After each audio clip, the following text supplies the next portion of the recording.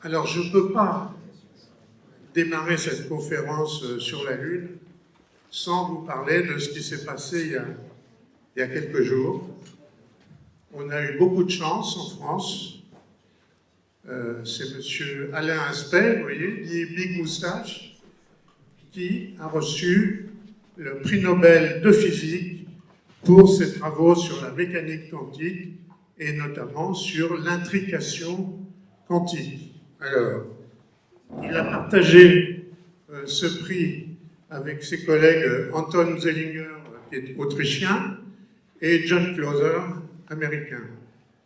Alors, on peut se dire, qu'est-ce que c'est l'intrication quantique, hein? On peut très bien vivre sans ça, vous avez raison, et on vit certainement mieux sans ça, mais en deux mots, c'est pas facile à expliquer, et en un mot encore plus dur, je vais essayer de vous dire juste, évoquer ça, et notre ami Olivier Laurent, qui est là dans la salle, il nous en parlera lors de la prochaine réunion de Vega. Alors, ça concerne des particules déjà. Hein, les particules, c'est quoi? C'est les photons, les protons, les neutrons. Et ces particules, quand elles sont intriquées, on dit intriquées, quand elles sont, disons, mariées ensemble, hein, d'une certaine façon, ces particules vont avoir des particularités qui vont leur être propres, et si l'état de l'un change, ça va changer automatiquement l'état de l'autre immédiatement. C'est-à-dire immédiatement, ça veut dire indépendamment de la vitesse de la lumière, ce qui est choquant pour tout le monde. Donc je répète ce qui est écrit là, ce qui arrive à l'une des particules d'une paire intriquée détermine ce qui arrive à l'autre. Et ce, même si ces particules sont distancées d'un côté de l'univers à l'autre côté de l'univers. Hein. Alors Einstein pensait que ce n'était pas possible, eh bien il avait tort. Alors j'ai écrit, est-ce le premier pas vers la téléportation? Vous vous rappelez tous le feuilleton Star Trek, hein. Eh bien, on ne sait pas, on verra peut-être, pourquoi pas. Donc, revenons à nos moutons. Calez-vous bien dans votre siège, on va partir pour la Lune.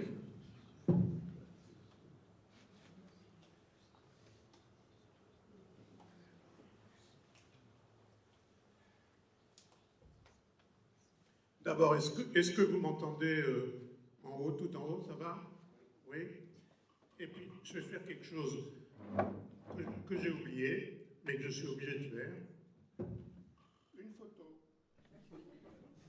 Bah oui, il faut que je prouve quand même. Déjà, il faut que je prouve que j'ai donné cette conférence. Voilà. Tac. Merci. Oui, oh, rigolez pas, hein, j'ai les noms. Attention. Alors voilà, en gros, le sommaire de cette présentation. J'ai supprimé, enfin j'ai masqué beaucoup de slides pour que ça soit fluide et surtout me tenir dans le temps que je me suis imposé. Alors vous avez remarqué que depuis quelque temps, la plupart des agences spatiales internationales s'intéressent de plus en plus à la Lune. Alors, que faut-il faire pour retourner sur la Lune? Je vous rappelle qu'on y a été il y a plus de 50 ans, et puis pendant 50 ans, il ne s'est pas passé grand-chose. Est-ce qu'on a les moyens d'y retourner? Est-ce qu'on a le budget d'y retourner? Est-ce qu'on a la volonté d'y retourner? Eh bien, c'est ça qu'on va discuter ce soir. Alors, notre expérience avec la Lune, ça a été 12 hommes, 12 astronautes qui ont posé les pieds sur notre satellite naturel de 69 à 72 et qui ont ramené aussi pas mal d'échantillons de ce satellite. Ensuite, qu'est-ce qu'on a comme expérience? Eh bien, la navette spatiale, la Station spatiale internationale, etc., etc. Mais ce qui s'est produit aussi, c'est qu'il y a de nouvelles nations qui rentrent en jeu, comme la Chine, le Japon, l'Inde, l'Europe. Et bon, c'est un peu ça qu'on va... Alors, voilà, un court-circuit. Voilà. Alors, qu'est-ce qui reste des missions Apollo? Vous voyez tous, oui, c'est à peu près. Ben, vous voyez, les missions Apollo, on a pu les photographier à partir de satellites en orbite autour de la Lune, parce que nos instruments d'imagerie, les caméras, sont de plus en plus précises, et on voit les traces sur la Lune. Alors, désolé s'il y a des complotistes dans la salle. Est-ce qu'il y a des complotistes dans la salle?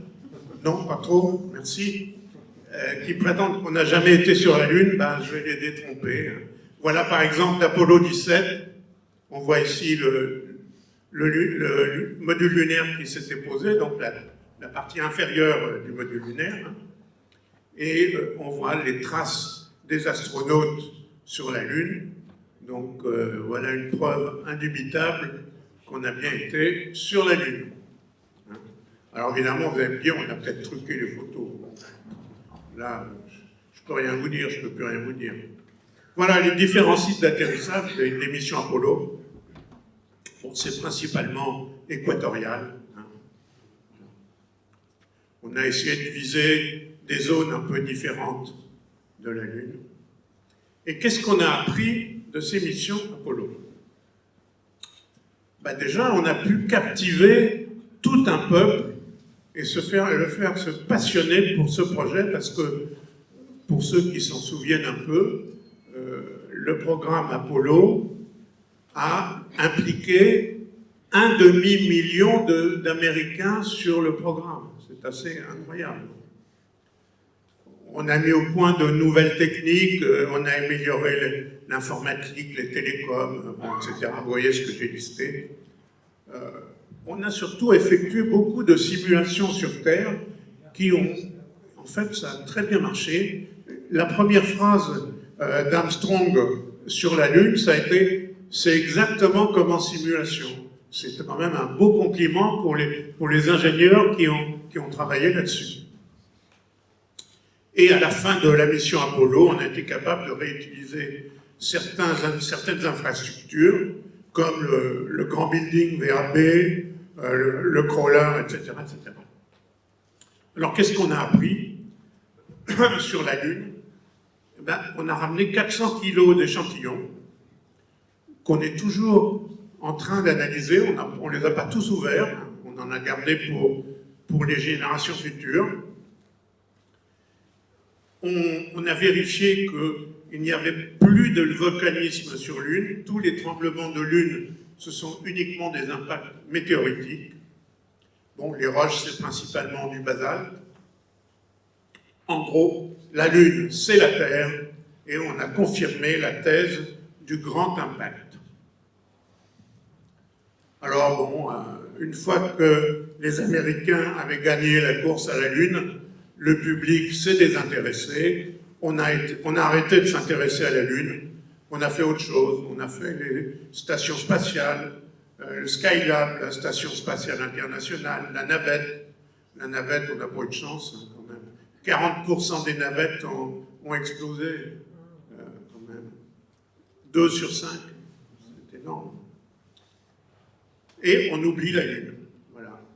Alors on va... Maintenant, il se trouve qu'on s'y réintéresse parce qu'il y a une sorte d'émulation avec des nouvelles nations. Alors, qu'est-ce qu'il faut pour retourner sur la Lune?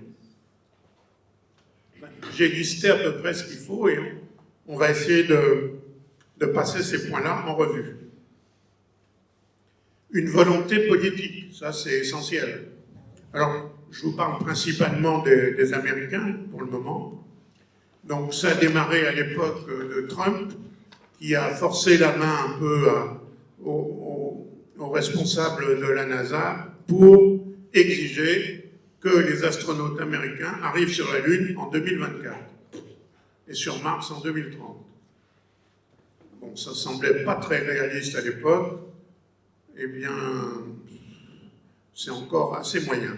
Bon, bref, le nouveau président Biden a persévéré dans cette décision avec le nouvel administrateur de la NASA, Bill Nelson, que vous voyez en bas à droite. On a de la chance, c'est un astronaute. Et il a confirmé à peu près ces dates, mais le programme d'action n'est pas tout à fait clair. On va en parler. Alors le budget, je vous rappelle que la mission Apollo, ça a coûté, alors en dollars de maintenant, ou en euros, c'est à peu près pareil, 150 milliards de dollars. 150 milliards de dollars, je ne sais pas si vous voyez ce que ça fait comme somme, c'est beaucoup. Et alors que le budget actuel de la NASA est de 21 milliards.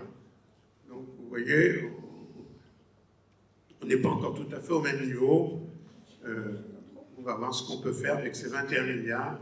La Chine, officiellement, n'a pas un tel problème de budget, mais elle dit qu'elle investit 6 milliards pour la Lune et elle veut être la première sur la Lune. Alors, qu'est-ce qui s'est passé? Il y a aussi eu de nouveaux acteurs dans la course à la Lune et plus généralement dans le spatial.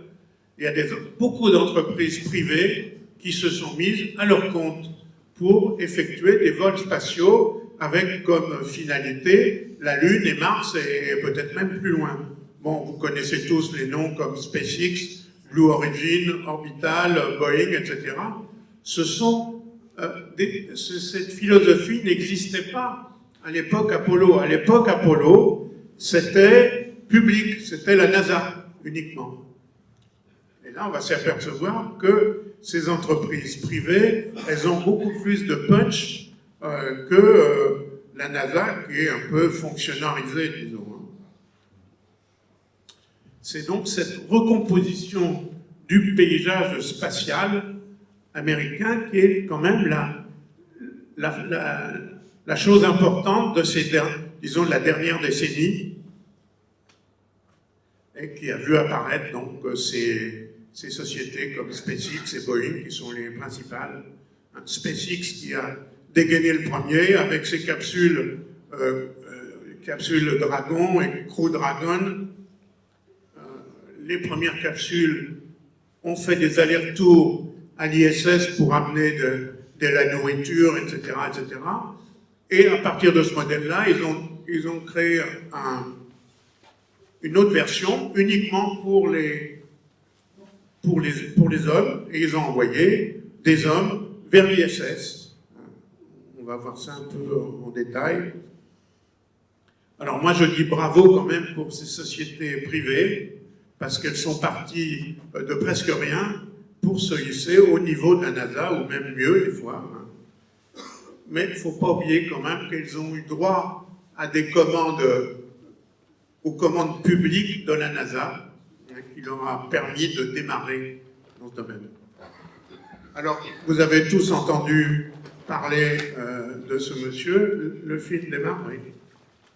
Elon Musk, un milliardaire, mais c'est surtout un très bon ingénieur, et il fonde la société SpaceX, et il a des idées différentes des autres. Il propose des lanceurs récupérables. Pourquoi personne n'y avait pensé avant? J'en sais rien. Et ça marche. Par exemple, récemment, une Falcon 9, sa fusée de base, la 2 chevaux de l'espace, a été réutilisée 12 fois. Alors évidemment, vous vous rendez compte que ça fait baisser le prix des lancements aussi. Et la grosse fusée Falcon Heavy que vous voyez là, à droite, et Starship sont des fusées pour la Lune ou pour Mars. Regardez, dans le carré en haut à gauche, vous allez voir le retour des 2 boosters, parce qu'ils récupèrent ça. Vous voyez, les 2 boosters sont récupérés à côté du site de lancement. Alors, vous voyez, les mini-caméras se trouvent partout et on arrive et on peut assister en direct à ces lancements assez extraordinaires.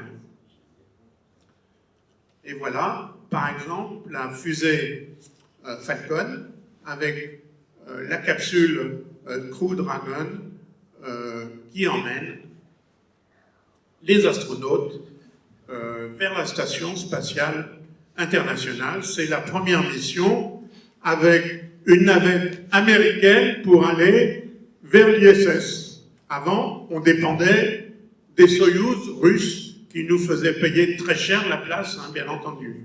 Alors je ne vous dis pas que dans l'esprit actuel, ça aurait été encore plus difficile. Donc on voit un extrait de film, il ne dure que 3 minutes, mais je vous passe le début. Voilà les deux cosmonautes. Déjà vous remarquez que les astronautes ont un scaphandre qui est totalement différent du scaphandre des Apollo ou de la navette. Et vous verrez que le tableau de bord n'a rien à voir aussi avec le tableau de bord Apollo. Voilà le lancement de la fusée Falcon. Donc qui va se mettre en orbite autour de la Terre, et pas la fusée, la capsule se met en orbite autour de la Terre, et au bout d'une journée, elle va aller s'amarrer, vous le voyez ici, va aller s'amarrer, le nez s'ouvre, et on va aller s'amarrer à l'ISS. Génial, hein? Toc, ça y est. On y est amarré, on ouvre l'écoutille et on dit « Salut les gars, bonjour, comment vous allez ?» Voilà. Et voilà, vous voyez sous tous les angles cette capsule pour astronautes de SpaceX, la Crew Dragon, que vous voyez. Alors vous voyez, la moitié de la partie arrière de cette capsule est recouverte de cellules photosolaires, hein, pour créer l'électricité à bord. Voilà, on peut mettre jusqu'à 7 personnes dans cette capsule. Alors, les sièges, c'est assez futuriste, hein. Et voilà comment on vient s'amarrer à la station spatiale.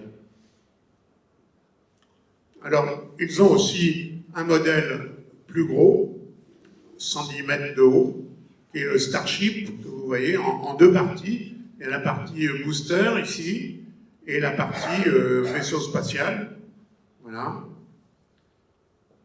Et les deux, alors il peut rigoler Elon Musk, hein, parce qu'il a raflé la majorité des contrats, il a raison de rigoler. Voilà. Alors Boeing aussi, de son côté, a eu le contrat de la NASA, parce que la NASA met toujours les gens en concurrence, et ils ont créé de leur côté une capsule qui a l'air beaucoup plus classique, hein, qui ressemble en fait à une capsule Apollo, que vous voici, vous voyez. Donc c'est vraiment Apollo un petit peu plus grand. Voilà l'intérieur. Alors par contre, l'intérieur, ça n'a rien à voir avec Apollo, hein. Tout se fait sur écran tactile. Et cette capsule s'appelle Starliner. Alors par contre, Boeing a eu quelques petits problèmes de mise au point, et la capsule n'a pas encore réussi à emporter des astronautes à la Station spatiale internationale.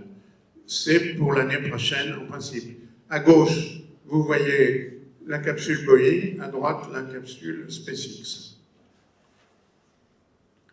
C'est une belle bête quand même, hein? Voilà. Alors, la caractéristique de la capsule Boeing, c'est qu'elle, contrairement à toutes les autres stations, toutes les autres capsules, va atterrir sur Terre grâce à des coussins gonflables et non pas amérindiens.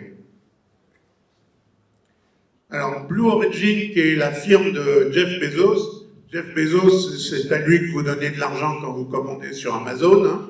C'est le patron d'Amazon. Et lui aussi, il veut s'attaquer à l'espace. Bon, il n'a pas été sélectionné par la NASA, mais il s'en fiche, il est tellement riche, il y va et il y va de lui-même. Hein. Et il met au point aussi des fusées. Alors, au début, il fait surtout du tourisme dans l'espace, c'est-à-dire qu'il transporte 4 ou 5 personnes qui ont grassement payé leur ticket à la limite de l'espace, c'est-à-dire 100 km d'altitude à peu près. Et évidemment, il repose la capsule sans problème. Alors, il est prévu une version plus puissante pour mettre en orbite des stations spatiales, ou même pour aller jusqu'à l'ISS. Et il a aussi des projets pour la Lune, on va le voir. Mais ce qui s'est passé dans ces 10 ou 20 dernières années, beaucoup d'autres nations se sont mis dans la course à l'espace. Alors il y a notamment la Chine et l'Inde, qui sont vraiment dangereux parce que, bon, ça marche bien, la Chine n'a pas de problème de budget, l'Inde, ils sont vraiment très débrouillards avec peu d'argent, et les moins dangereux sont bon, l'Europe, oui, on n'a pas grand-chose, le Japon, la Russie, Israël, etc.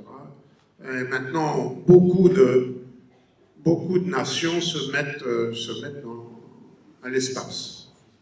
Voilà, vous voyez, par exemple, l'Inde, le Japon, la Chine est très active. Vous voyez les lanceurs chinois là sur la droite.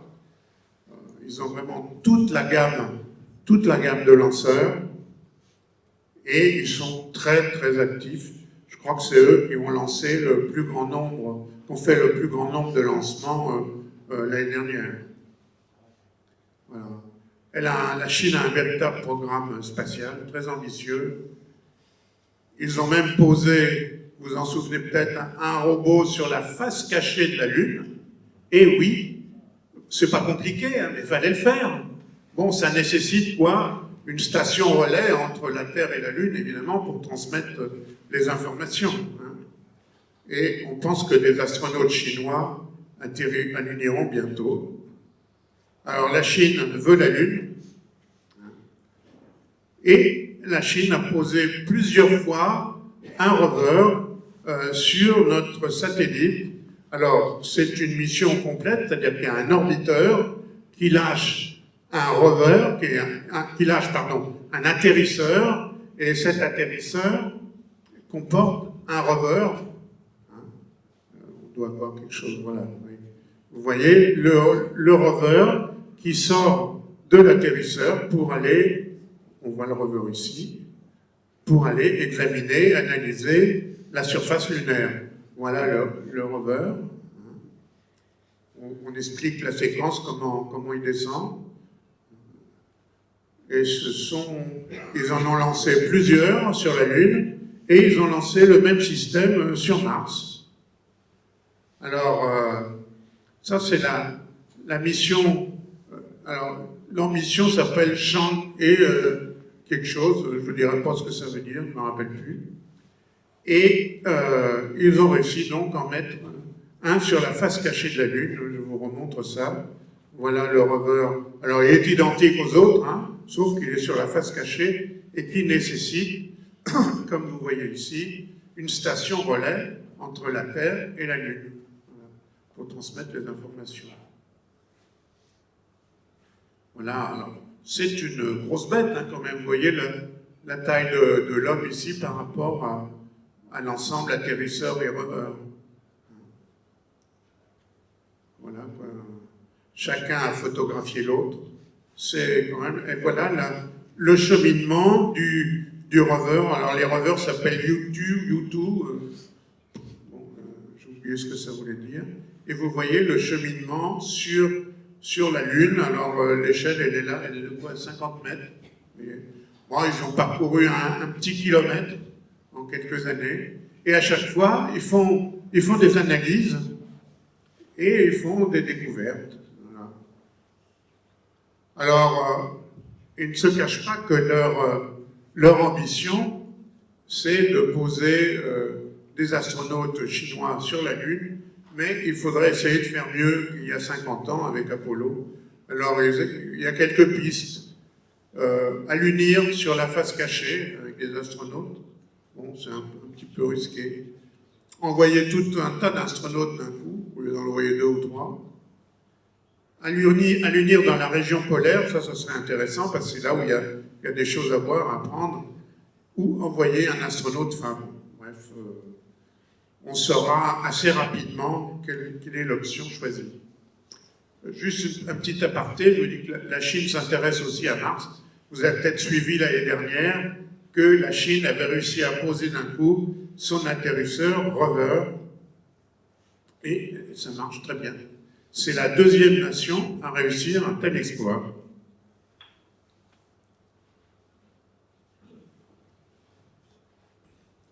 ce qui est formidable, c'est que les Chinois ont fait en une fois ce que les Américains ont mis plusieurs missions sur 10 ou 15 ans à faire. Hein, il y a eu l'orbiteur, il y a eu l'atterrisseur, puis il y a eu le rover. Il y a eu ces 3 étapes pour les Américains. Là, les Chinois, ils ont tout fait d'un coup. Je ne sais pas si vous vous rendez compte de la difficulté. Hein, c'est assez extraordinaire. Voilà à quoi ça ressemble. Voilà. Ah oui, je vais vous montrer quand même une chose qui a épaté. On s'est dit, voilà ce qui a été transmis un jour par l'agence chinoise spatiale. Le rover à gauche, là, et l'atterrisseur à droite. Et, qui est-ce qui a pris la photo? Il y a donc un martien. Hein, il y a un martien obligatoirement. Et c'est pas une sonde américaine qui a pris la photo. Eh bien non. Ils ont été intelligents, les Chinois. Ils ont des solutions vraiment, des fois pas chères.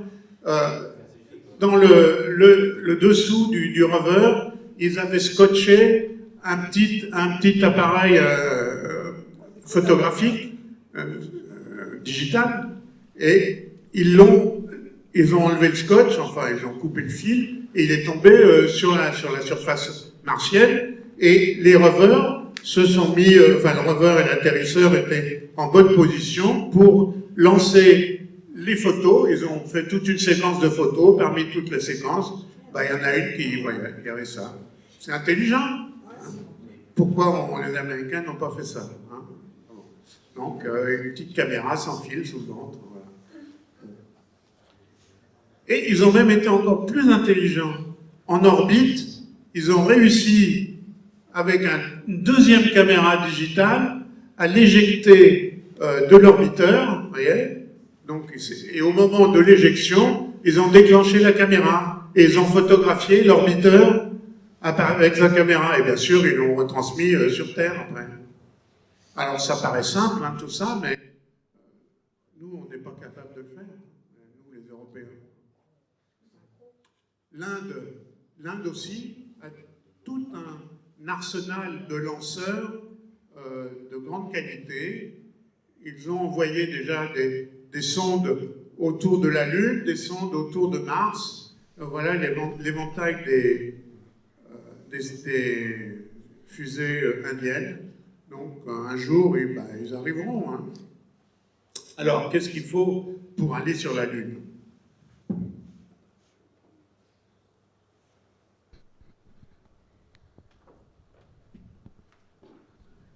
On dit que je parle trop, alors je vérifie avec ma montre.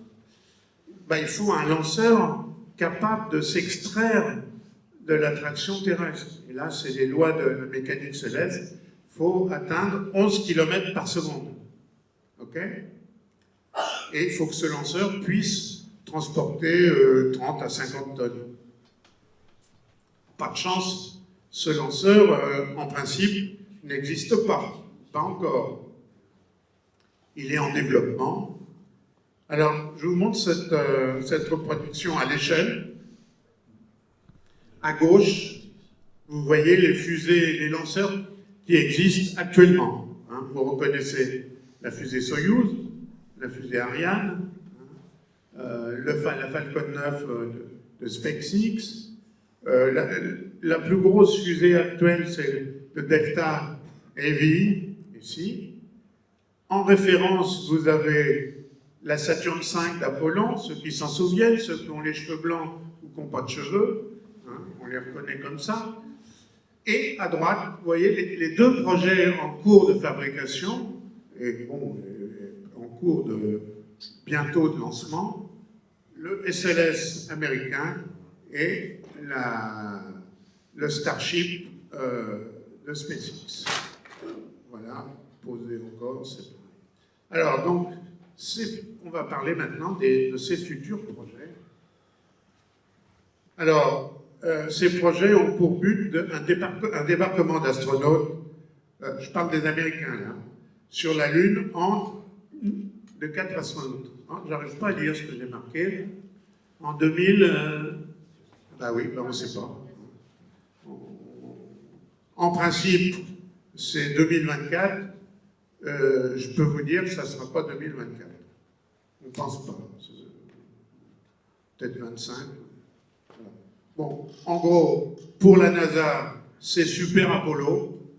Ils ont construit une capsule qui est un peu plus grande, 30% plus grande qu'Apollo. Évidemment, avec l'électronique moderne. Hein. Vous vous rappelez tous le tableau de bord d'Apollo, il y avait 450 interrupteurs, je crois. Maintenant, il y a 4 écrans plats, je crois, quelque chose comme ça. Eh bien, on va donc partir à peu près sur une philosophie Apollo, mais avec une différence de taille. On va d'abord envoyer le matériel et ensuite les hommes. Donc on va faire ça en 2 lancements successifs. Et voilà les nouveaux noms. Alors il y en a peut-être que vous ne connaissez pas. SLS, ça ne vous dit peut-être pas grand-chose. Artemis, Starship. Bon. Eh bien, le SLS, qui veut dire Space Launch System, avec mon accent de Belleville, c'est le nouveau lanceur lourd de la NASA, du programme. Alors le programme, il ne s'appelle plus Apollo, on ne peut plus, mais on l'a appelé Artemis. Artemis, c'était la sœur d'Apollon. Donc il y a une certaine logique là-dedans. Et voilà. Alors que les entreprises privées, SpaceX, ont un autre système que je vous expliquerai après. Alors, Artemis. Artemis, on a mis longtemps, les Américains ont mis longtemps avant d'arriver à ce concept. Ils étaient partis sur la fin du XXe siècle, sur une série Ares, etc., qui était très compliquée. Bref, ils ont abouti à ce projet Artemis et SLS, et je vais vous expliquer en quoi ça consiste. Alors, au point de vue coût, il paraît que chaque tir Artemis coûterait 4 milliards de dollars.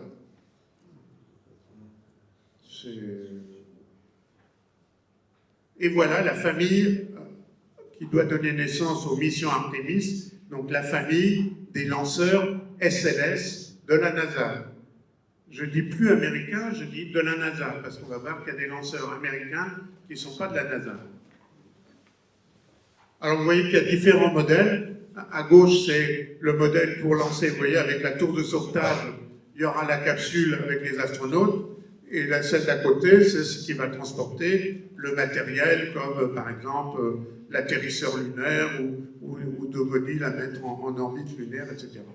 Voilà, c'est toute cette famille-là. Et c'est cette famille-là que les Américains essayent de lancer désespérément depuis 2 mois. Ils ont joué de malchance, on va voir. Donc, voilà la philosophie d'Artemis. Il va y avoir ce qu'on appelle Artemis 1. On va faire un tour de la Lune sans astronautes et on va revenir. Artemis 2, on va faire le tour de la Lune avec des astronautes et on va revenir. Ensuite, il va y avoir une séquence un peu plus longue où on va mettre en orbite autour de la Lune une mini-station spatiale genre ISS. Et ensuite, il y aura Artemis 3 qui va amener des astronautes sur la Lune. Et on va voir comment ça se passe. Donc voilà, vous avez compris le principe de l'émission Artemis.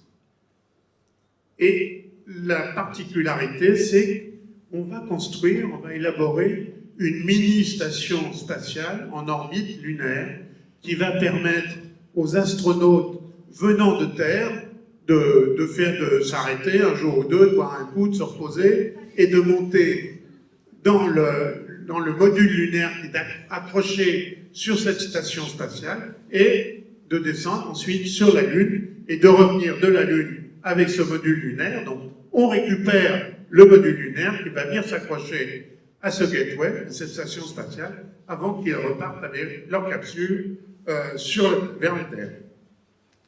Donc voilà le principe de ce que je vous ai dit. Et voilà les modules SLS, encore une fois. Et je vais vous montrer quelques photos détaillées. Vous voyez les gros moteurs. Alors, la NASA n'a pas tout réinventé. On a récupéré les moteurs de la navette spatiale et les boosters de la navette spatiale. Je vais vous montrer. Donc, la première mission Artemis, c'est donc le test grandeur nature. On va aller faire le tour de la Lune. Alors, c'est comme la mission de 1968. Est-ce qu'il y en a qui se rappellent Apollo 8, 1968, parmi les vieux, là? Ah, il y en a un, il y en a deux, d'accord, il y en a trois. Bon, eh bien, c'est à peu près ça. Vous allez me dire quel est l'intérêt de faire la même chose qu'on a fait il y a 50 ans? C'est une bonne question que je vous remercie d'avoir posée. Et voilà la mission Artemis 1, donc c'est pareil, hein, je vous dis, on tourne et on va faire le tour de la Lune. Alors, comme on ne veut pas tout à fait faire ce qu'on a fait il y a 50 ans, il faut essayer de faire un petit peu mieux, hein, quand même, sinon le public il va être déçu. Eh bien, on va faire à un moment, quand on sera autour de la Lune, on va donner un petit coup de moteur, pchit, et on va essayer d'aller plus loin, un petit peu plus loin. Vous savez que les astronautes d'Apollo 8, ils avaient fait le tour de la Lune, mais ils étaient restés en orbite basse autour de la Lune. Et là, on va donner un petit coup de booster et on va aller à 70 000 km au-delà de la Lune pour dire « Ah ah, on a battu Apollo 8 ». Et puis on va revenir sur Terre, pareil. Voilà. Cette mission décollera, comme pour les Apollo, des pas de tir 39 de Cap Canaveral. Et alors c'est amusant parce que la NASA a gardé le pas de tir 39B pour ses lanceurs SLS et il a loué le 39A, le plus célèbre, à Elon Musk pour les lancements SpaceX. Donc ils sont côte à côte. Ça va être intéressant. Alors, je vous ai dit qu'il n'y avait personne à bord. C'est pas tout à fait vrai. Il y a des mannequins, il y a beaucoup de capteurs, parce que l'important, je le dis à chaque fois que j'ai l'occasion d'en parler, le plus dangereux dans l'espace, ce sont les radiations.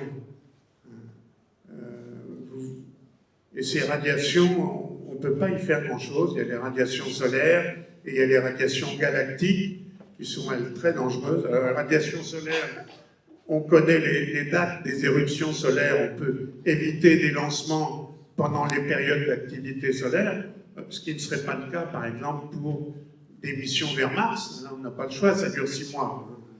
Donc, mais les radiations galactiques, on a beaucoup de mal. Donc il faut finalement arriver à mesurer le taux de radiation qu'on pourrait avoir pendant ce trajet Terre-Lune et autour de la Lune. C'est pour cette raison que la mission Artemis 1, qui comporte une vraie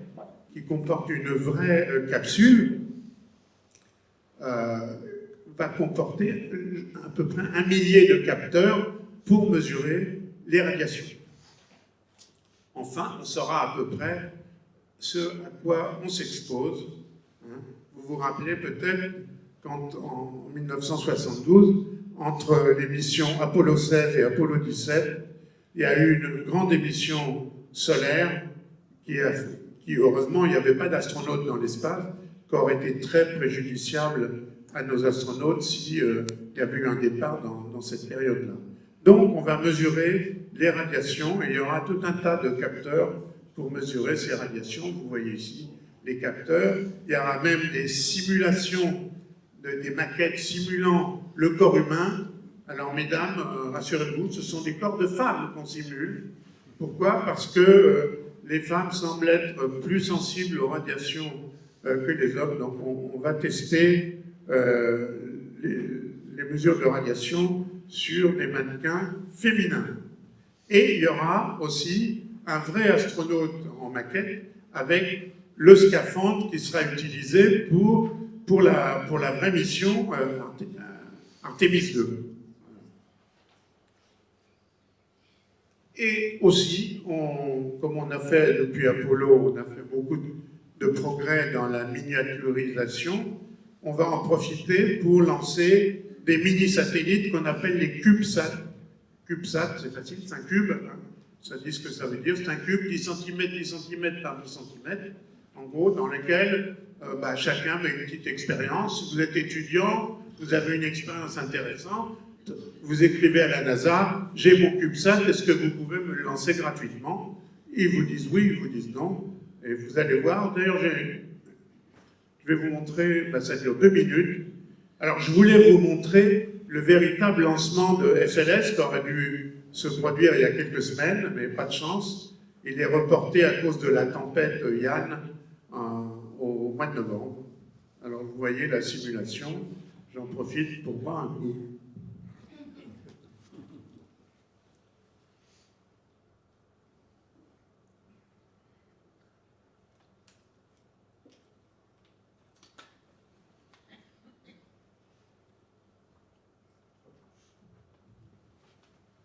Alors, on largue les boosters. On va éjecter la tour, je sens qu'il ne sert plus à rien. Et vous voyez la capsule. Alors, la capsule, j'ai oublié de vous dire son nom, c'est la capsule Orion. Elle a été baptisée Orion. Et elle présente des choses intéressantes. Vous voyez l'arrière de la capsule, le module de service qu'on appelait sur Apollo, il est fabriqué par les Européens. Les Américains nous ont fait confiance, et donc il est fabriqué par nous, principalement. Et dans la partie dernier étage, donc qu'on abandonne, vous voyez, dans cette partie creuse, c'est là où on met les CubeSats. On va en profiter, il y a de la place, on va lancer, ça ne coûte rien, gratuitement, on va lâcher un ressort, et ils vont partir dans l'espace. Et ils vont remplir leur mission, se mettre en orbite autour de la Lune, et chacun va remplir sa mission. C'est très courant maintenant, ces petits CubeSats qui sont lancés avec un gros satellite, on les met à côté et ça part gratuitement, hein, ça ne prend pas de place. Hein, voilà. Ensuite, on va se mettre en orbite lunaire et on va revenir sur Terre. Je passe à la prochaine. Voilà. Donc, ça résume ce que je vous ai dit. Vous voyez ici la capsule Orion, mise en orbite lunaire. À cette occasion, donc, on va essayer d'aller un peu plus loin qu'Apollo 8. On va aller à 70 000 km. Et puis, on allume le module de rentrée. Voilà, voilà à quoi ressemble la capsule Orion, ici, qui est là, fabriquée par Lockheed Martin, auquel on peut mettre 4 astronautes. Voilà Orion et voilà Apollo. Vous voyez qu'il y a ils ont fait du copier-coller avec une petite homothétie. Donc ça dure 10 minutes, je ne peux pas vous le passer. Tu ne vas pas me poser de problème, hein? Non, voilà. Et voilà, je voulais vous montrer des photos d'Artemis, parce que c'est quand même, de SLS, c'est quand même impressionnant. Voilà le premier étage. Vous voyez les bonshommes dans le cercle vert ici. Voilà le corps central, alors rempli de hydrogène liquide et oxygène liquide. Oh, hydrogène liquide, oh mes pauvres amis, vous avez peut-être suivi les nouvelles à la radio. Vous savez, quand on a fait des répétitions avec cette fusée, il y avait à la fin, on vous a dit, il y a des problèmes de remplissage, il ne s'est pas bien fait, ou il y a des fuites, ben, c'est l'hydrogène liquide. L'hydrogène liquide est à moins 250 degrés. Moins 250 degrés, c'est vachement froid. Et ça pose beaucoup de problèmes de dilatation, ça fait péter les tuyaux et les joints, c'est très compliqué. Même la navette spatiale avait des problèmes de remplissage, si bien qu'ils ont vraiment eu les premiers tests de SLS, et ben, c'était à cause du mauvais remplissage d'hydrogène liquide. Voilà, vu de dessous, les 4 moteurs du premier étage. Alors, ce sont des moteurs RS-25 tirés de la navette spatiale. On en avait 16 d'avance. Donc, on peut faire 4 lancements d'Artemis, hein, pas un de plus. Hein. 4 x 4, 16.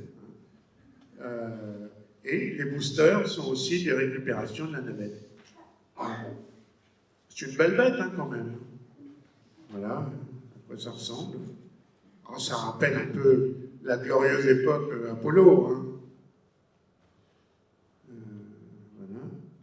Bon. Voilà. Et voilà, alors, on a fait d'énormes progrès en imagerie spatiale. Voilà, vue de l'espace de 700 km d'altitude, la station de départ de la fusée SLS, hein, quand elle était sur son pas de tir 39. Je dois avoir, voilà, agrandi, vous voyez ici, 700 km d'altitude, c'est pas mal, hein, on voit tous les détails. Et encore, je suis sûr qu'ils ne nous ont pas donné la meilleure résolution. Là, hein. Qu'est-ce que c'est, ces 4 pylônes là? C'est des antennes radio, c'est quoi? C'est très important. Voilà, c'est qu'est-ce qu'on craint le plus sur un pas de tir avec une fusée? La foudre. Hein, ce sont des paratonnerres. Est-ce qu'il y en a les anciens qui se rappellent d'Apollo 12? Apollo 12, au moment du lancement de l'Apollo 12, quand ils ont appuyé sur le bouton, au bout d'une seconde, tchac, la foudre est tombée sur la fusée, blackout à l'intérieur, tout s'est éteint, les gens ont fait leur signe de croix, ils se sont dit c'est fini, c'est foutu. Au bout de 2 secondes, ça s'est rallumé, ils ont commuté sur le PC de secours et ça a redémarré et la mission a été un succès. Ils ont eu beaucoup de chance. Alors Artemis 2, ben, ça sera bon, en 2024, bon, peut-être. C'est à peu près la même chose, mais là, il y aura des astronautes à bord. Donc, on verra, ça va être intéressant. Ça va être la première vraie mission américaine avec des astronautes. Artemis 3, alors là, bon, ça sera pour atterrir sur la Lune. Alors, j'ai pas mis de date, là, hein, parce que on ne sait pas. Alors, je vous parlais de la compétition. Parce qu'en Amérique, il y a aussi l'industrie privée. Les États-Unis, c'est le royaume de l'industrie privée. Hein. Et l'industrie privée, bah, c'est principalement SpaceX, avec sa super fusée que vous voyez à droite, qui s'appelle Starship, qui est un peu plus grande que Saturne et un peu plus grande que SLS. Il est intelligent, Elon Musk. Il a fait 10 mètres plus grand qu'Apollo, évidemment. Ça ne coûte rien, c'est de la tôle. Pourquoi ils n'ont pas fait ça, les autres? Voilà. Alors, qu'est-ce qui différencie ces deux techniques? Ça, c'est intéressant parce que je pense que SLS arrivera probablement sur la Lune avant la NASA. Alors, on va voir. J'ai fait un petit tableau comparatif des deux techniques. Donc, à gauche, vous voyez SMS de la NASA, et à droite, SpaceX. Alors, je peux vous dire tout de suite, SpaceX aura le tampon NASA, aussi, bien entendu. Alors, eh ben, bon, c'est 2 étages pour les deux. Regardez, SLS, c'est l'oxygène liquide et l'hydrogène liquide. Et j'ai marqué volontairement moins 250 degrés. Moins de 150 degrés, c'est 20 degrés absolus, 20 K. C'est terriblement froid. Hein. Alors que Elon Musk, il va utiliser l'oxygène liquide, c'est moins 180, et du méthane liquide. Il est aussi autour de moins 180. Plus facile, il est plus dense que l'hydrogène, et il est plus facile à stocker que l'hydrogène liquide. Alors, il est un petit peu moins performant que l'hydrogène liquide, mais si on fait le rapport plus-moins, c'est mieux. Les nombres de moteurs, alors là, vous allez tomber, non, vous ne pouvez pas tomber, vous êtes assis. 4 moteurs RS-25 pour le SLS, 33 moteurs pour le booster de SLS, de Starship, 33 moteurs pour le premier étage, et 6 moteurs pour le Starship, pour le deuxième étage. Le SLS, il n'y a rien de récupérable sauf la capsule. Le Starship, on récupère tout. Alors, charge utile, vous voyez que la charge utile du Starship, alors ça peut être 100 tonnes en cas de ravitaillement en orbite. Il y a toute une philosophie Starship d'Elon Musk qui est assez démentielle, et, bon, qui ressemble vraiment à de la science-fiction, mais jusqu'à présent, il ne s'est pas trompé. Alors, faisons-lui confiance, on verra bien, c'est lui qui paye, hein, de toute façon. Bon, les missions, pour les deux, on vise la Lune et Mars. Le nombre d'astronautes, bon alors rigolez pas, hein. SLS Artemis c'est 4, Elon Musk, ça peut aller jusqu'à 100, même plus. Vous savez que Elon Musk, il veut coloniser Mars, donc il veut envoyer des flottes de Starship pour monter une ville de 1 million d'habitants en 20 ou 30 ans. Alors, il est fou ou il n'est pas fou, je ne sais pas, mais enfin, on verra. Enfin, moi, je ne le verrai pas, mais on verra. L'atterrisseur, il est séparé dans le cas d'Artemis. Dans le cas de Starship, c'est le Starship lui-même qui doit se poser sur la Lune. Et vous allez voir comment ça va vous rappeler quelque chose. Alors, les premiers vols, bon, là, ça veut...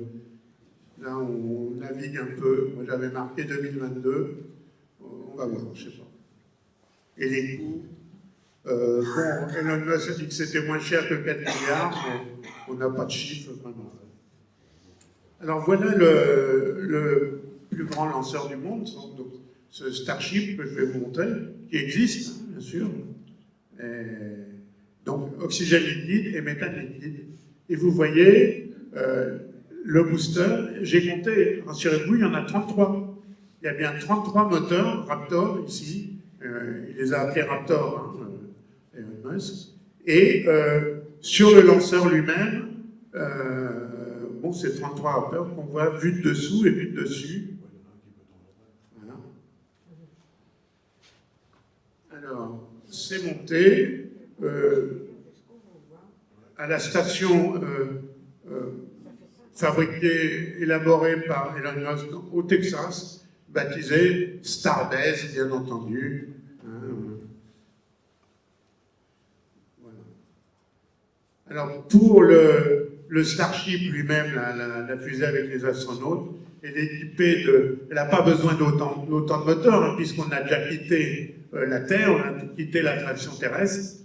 Il sera équipé de 6 Raptors, 6 moteurs, 3 pour le vol dans le vide et 3 pour le vol atmosphérique, pour le retour dans l'atmosphère terrestre, hein, bien entendu. Donc, ils ne sont pas tout à fait pareils. Voilà le Starship, voilà le booster. C'est impressionnant, hein. 120 mètres de haut avec l'un sur l'autre. Voilà. Monter l'un sur l'autre. Ce que vous voyez ici, et que vous voyez ici, vous voyez la flèche là? Oui. Ce sont des petites ailettes de guidage pour récupérer, bien entendu, le premier étage. Le booster, on va le récupérer, comme on a vu tout à l'heure, il va aller se reposer sur Terre, il sera rechargé et on l'utilisera après. Vous aviez déjà vu les photos du Starship comme ça? C'est des photos publiées par Elon Musk lui-même. Hein. Voilà à quoi ça ressemble. Voilà. Bon. Je ne suis pas payé par SpaceX. Hein. Il y en a qui disent que je suis payé par SpaceX. Non, malheureusement. Je fais un appel s'il y a quelqu'un de SpaceX dans la salle. Je suis prêt. Et voilà, on amène le premier étage, le booster, vers la rampe de lancement. Voilà les 33 moteurs. Voilà un essai statique de ces 33 moteurs. Alors là, ils n'ont pas essayé les 33, ils en ont essayé quelques-uns. Parce que je crois qu'il faut aménager le pas de tir quand on met les 33 moteurs en même temps. Ça fait fondre la moitié de la Terre. Hein. Il y a du bruit, hein. Et puis il y a de la température. Voilà. Et voilà notre cible. Alors, maintenant qu'on a la fusée, il faut une capsule spatiale. Alors, la capsule des Américains, de la NASA, c'est la capsule Orion, que je vous ai montré, hein, qui, avec la partie module de service fabriqué par l'Agence spatiale européenne, que vous voyez ici. Alors, une belle capsule. Il n'y a pas de grand mystère. L'intérieur, évidemment, est tout à fait moderne avec des écrans de contrôle. Et voilà ce que je vous ai déjà parlé sur Artemis 1. Bon, je ne vais pas vous faire ça. Alors maintenant, on a la capsule, on a la fusée. Ben, il faut des astronautes. Hein? Alors, les astronautes, pour le moment, ils font tous partie de la NASA. Les astronautes privés, ça n'existe pas en Amérique. Hein? Alors, les Américains sont des gens pragmatiques. Ils ont délégué une partie de leurs astronautes aux entreprises privées américaines telles que SpaceX et Boeing. Ce sont donc les premiers astronautes privés de l'espace. Et les voilà. Alors évidemment, ce sont tous des astronautes qui ont l'expérience du spatial. Hein, ici pour Boeing, ici pour SpaceX. Vous avez la liste, c'est pas très intéressant. Voilà. Alors, on a des astronautes, il faut maintenant des scaphandres. Alors évidemment, on ne va pas mettre les mêmes scaphandres qu'Apollo, hein, ça date d'il y a 60 ans. On va gamberger un peu et on va essayer de voir ce qu'on peut faire, ce point de vue scaphandre. Alors pour ça, je vous rappelle les scaphandres de l'époque Apollo, hein, ils étaient en deux parties comme ça, avec le module de survie à l'arrière, l'oxygène, l'eau, etc., la régulation thermique. Actuellement, dérivé de ce genre de scaphandre, on a ce type-là américain ou ce type-là russe. Remarquez, le modèle russe est intéressant. On l'ouvre par derrière et on rentre dedans. Hein, c'est pas mal. Alors voilà le scaphandre américain, est assez compliqué. Il y a 14 couches différentes. L'astronaute lui-même doit revêtir un juste-au-corps avec des refroidisseurs, etc. Le tissu comprend aussi un peu d'acier inox. Et le scaphandre lui-même est équipé d'un mini-réacteur à azote au cas où il se perd dans l'espace, il quitte la station spatiale, par exemple. La station spatiale, il y a une ligne de vie quand on sort, on s'accroche, hein, comme les alpinistes. Et si jamais on ne s'accroche pas, on part dans l'espace, vous ne pouvez pas nager. Hein. Ce n'est pas un fluide, c'est du vide. Donc il faut quelque chose, et donc un mini-réacteur qui leur permet de rentrer. Ça m'a servi d'ailleurs dans un des bouquins que j'ai écrit. Voilà. Ça, c'est le scaphandre russe, qui est un peu plus petit que le scaphandre américain, mais que, bon, le principe est le même.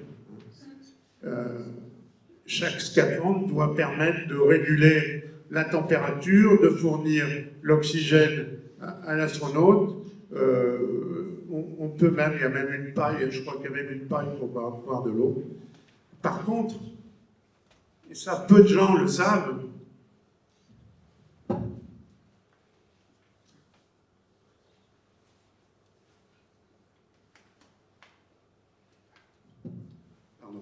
peu de gens savent,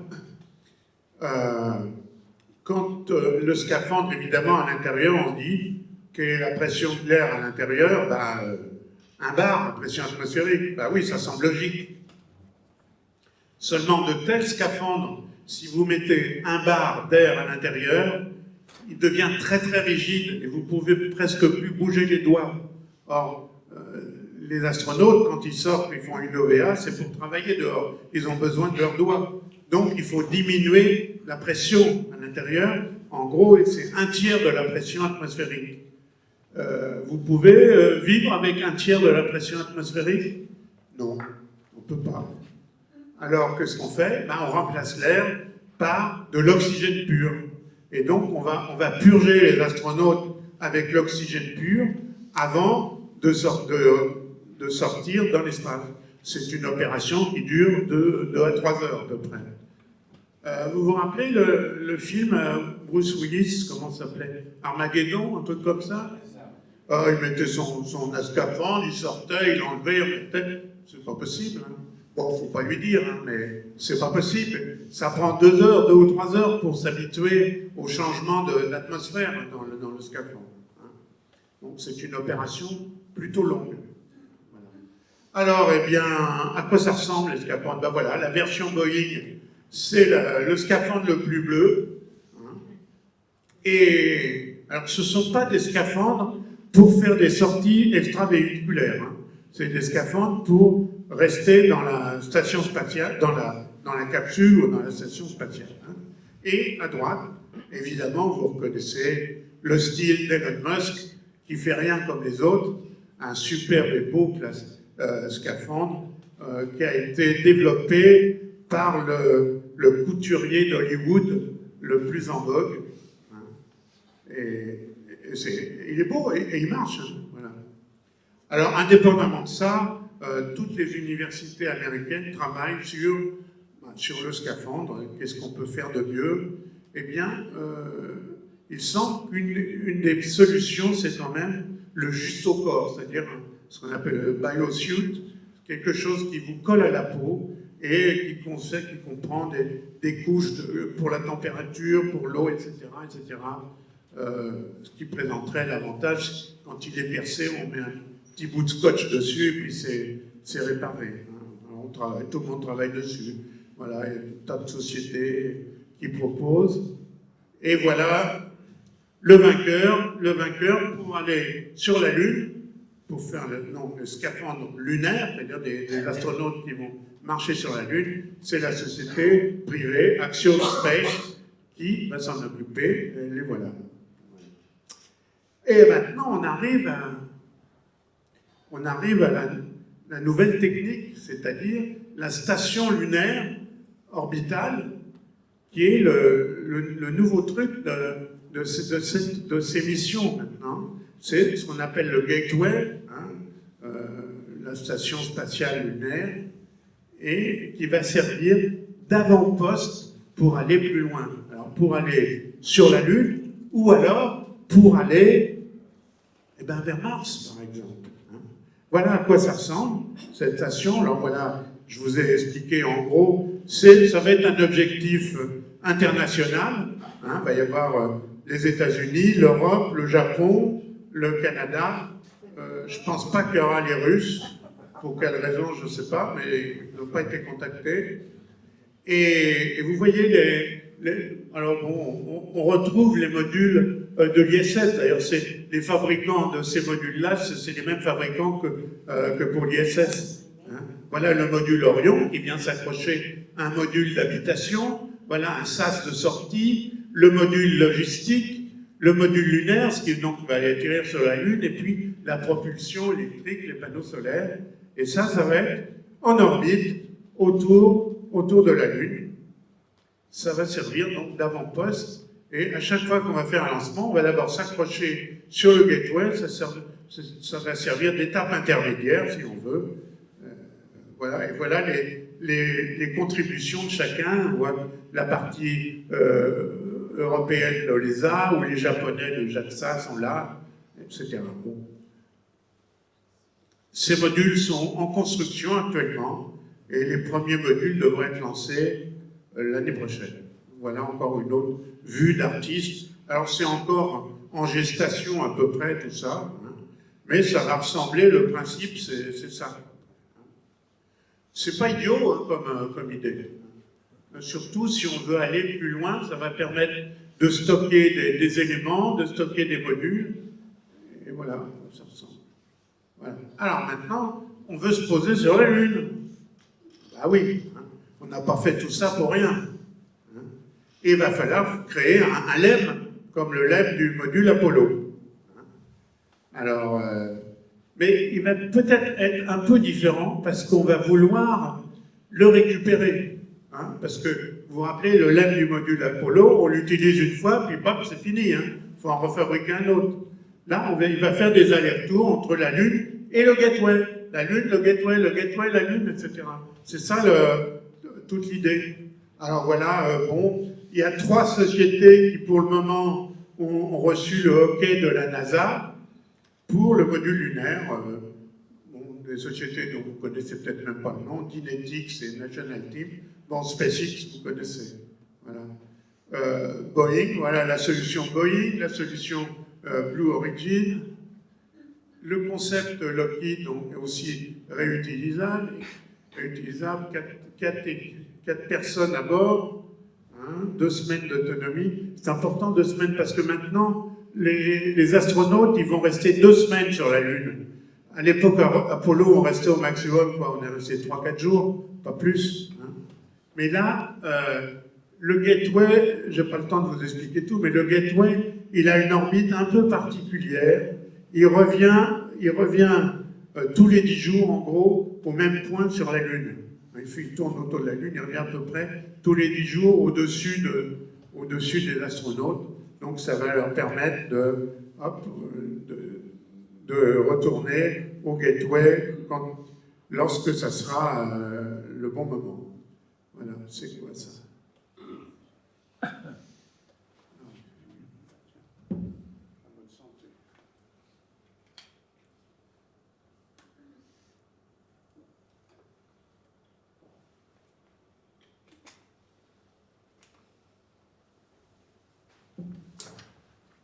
On dirait 2001 Odyssée de l'espace.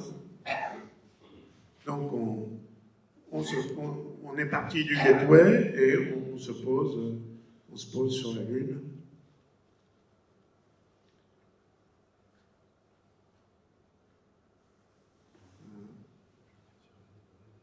On fait ce qu'on a à faire et puis on va repartir vers le Gateway. Alors Blue Origin, qui n'a pas été sollicité par la NASA, propose quand même sur ses propres deniers son concept de module lunaire. Alors un module pour fret et un module pour astronaute à droite. On verra, il a sa chance aussi, c'est assez intelligent ça.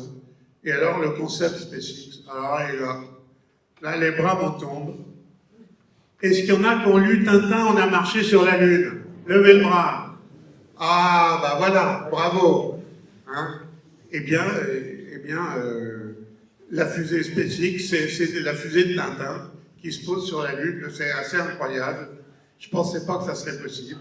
Voilà, la fusée Starship, les astronautes, ils sont là, le matos, c'est là. Là, c'est le liquide, l'hydrogène liquide, oxygène liquide et méthane.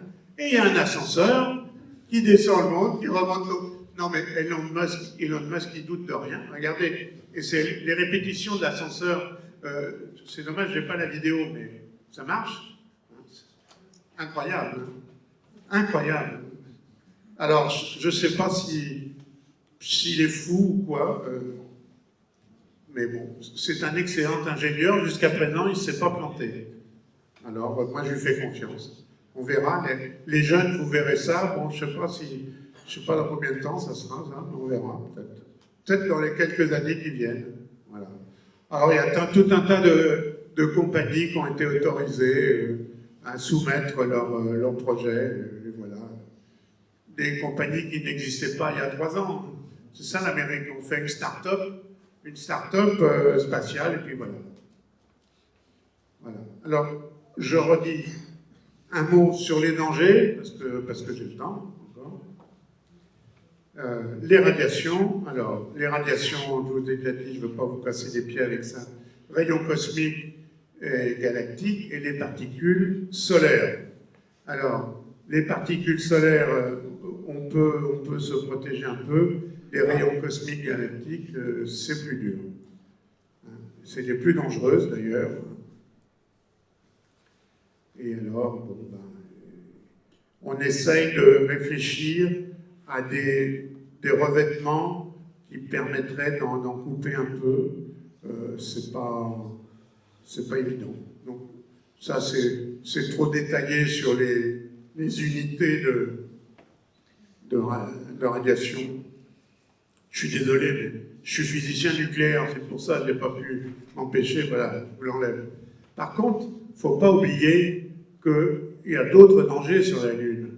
Le vide, bien entendu, les températures, j'en parle pas, mais le régolithe lunaire, c'est-à-dire la poussière lunaire, elle est très, très, très abrasive et très collante.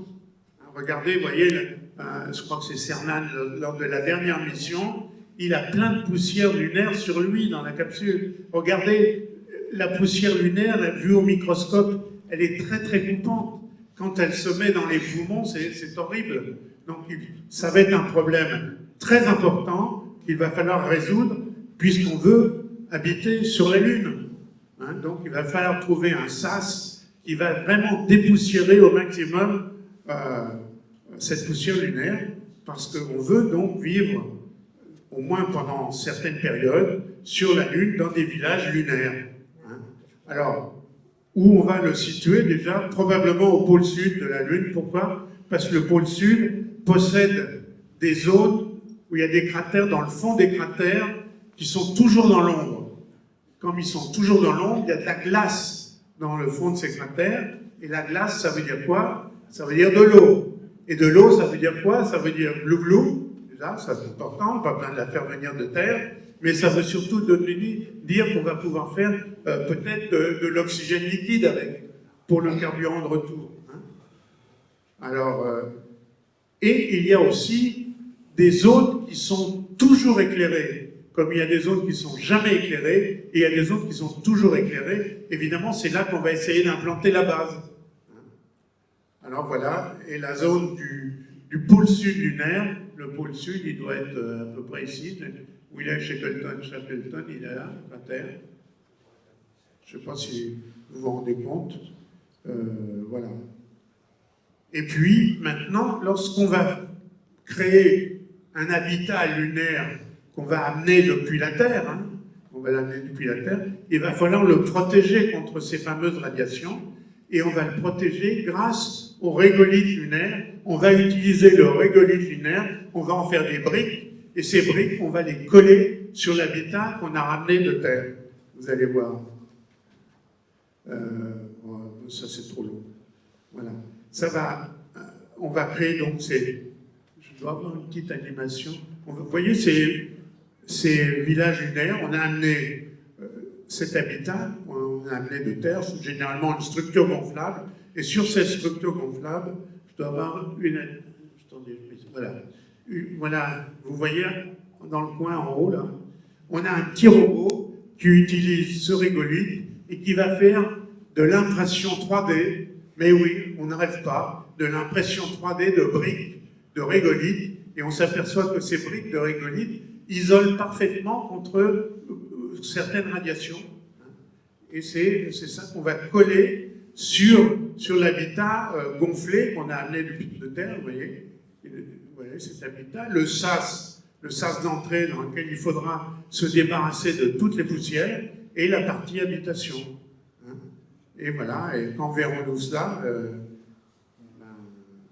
je pense que d'ici 10 ans, sérieusement, on verra ça. Alors, si on ne veut pas faire ça, eh ben, il faut aller dans les trous. Il faut qu'on se transforme en troglodyte et qu'on aille dans les tunnels de lac. Il y en a beaucoup sur la Lune, en voici quelques-uns. Parce que dans le fond de ces tunnels, si on se met dans la partie protégée, on est protégé par l'épaisseur de la croûte lunaire. Hein. Alors, c'est plus compliqué à installer une base là-dedans. Donc, je ne sais pas qu'est-ce qu'on va prendre comme solution. Je pense que ça sera les villages lunaires. L'Agence spatiale européenne travaille beaucoup là-dessus, notamment notre ami Claudie Aigneret, vous vous rappelez, l'astronaute qu'on avait fait venir ici il y a quelques années. C'est une de ses missions de mettre au point ces villages lunaires. Alors, qu'est-ce qu'il y a de si intéressant pour qu'on veuille retourner sur la Lune? Rassurez-vous, c'est les 10 dernières minutes. Vous tenez le choc? Oui?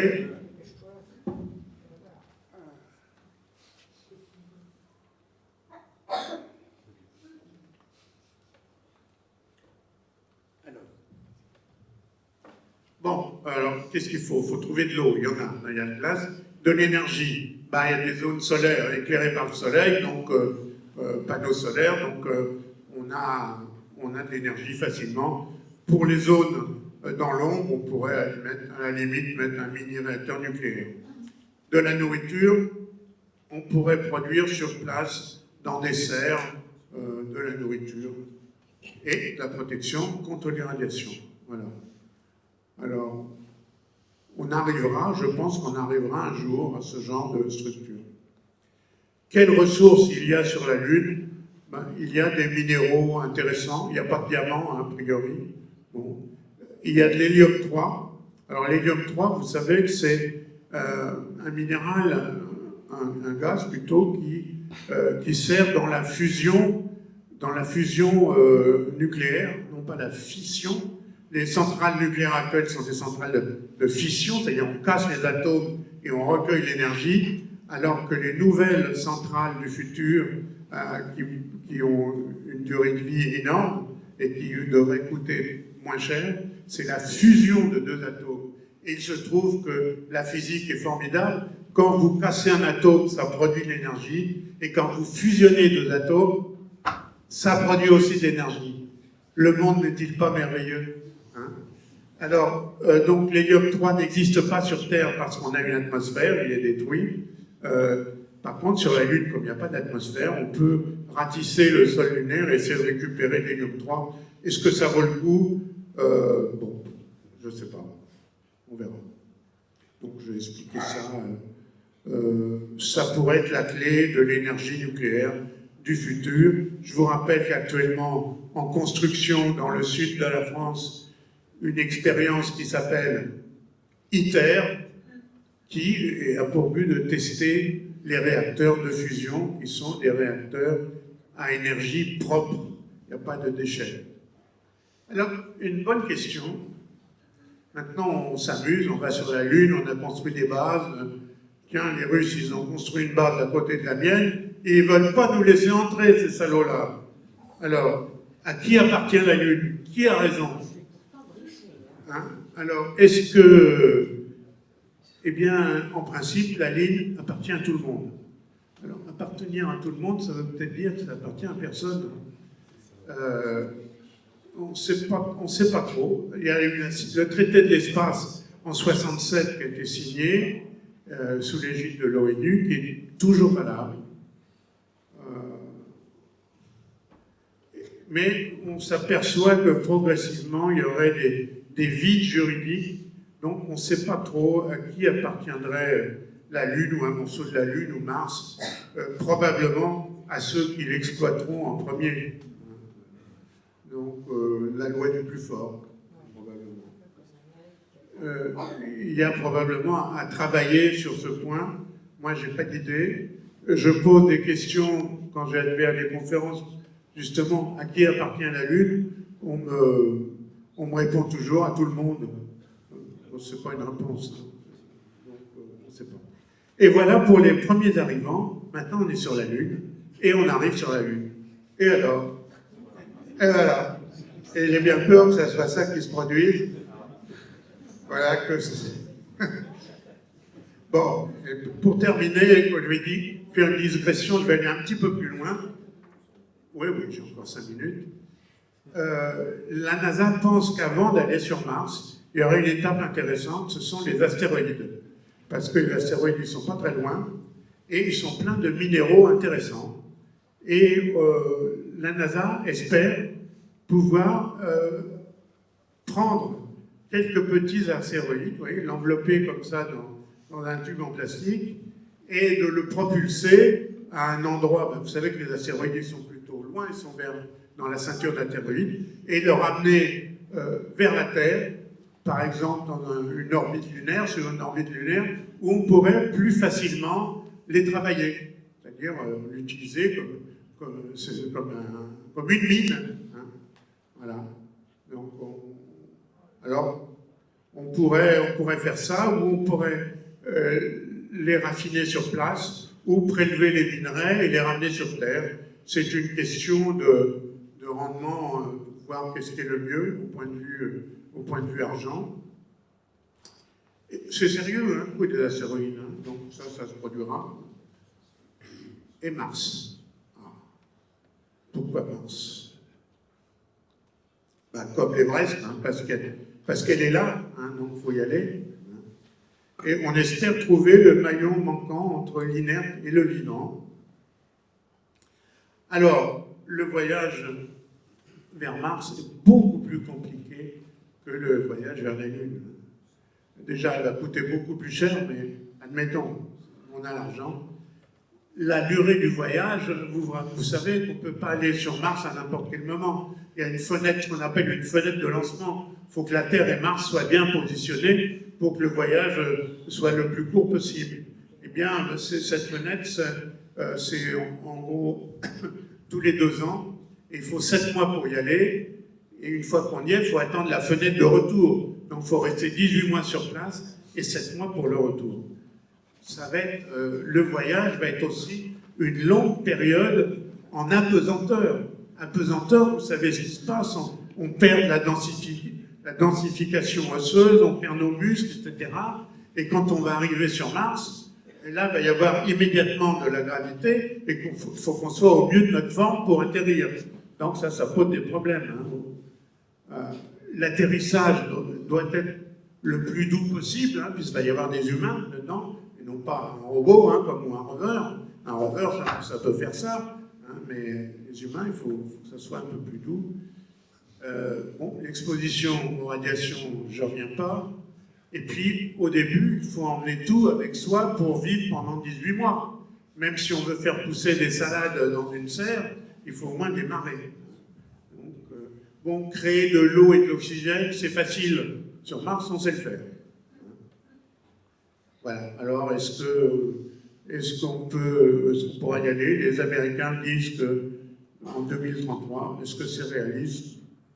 Moi, je n'y pense pas, mais voilà, la pesanteur, c'est donc effet négatif sur l'organisme. On ne peut pas faire comme dans Odyssée de l'espace, faire un truc aussi grand et tourner autour pour faire une gravité artificielle, bien que l'Agence spatiale européenne travaille sur une simulation, enfin pas une simulation, une centrifugeuse à Brincourt qui, pendant le voyage vers Mars, on ferait toutes les 1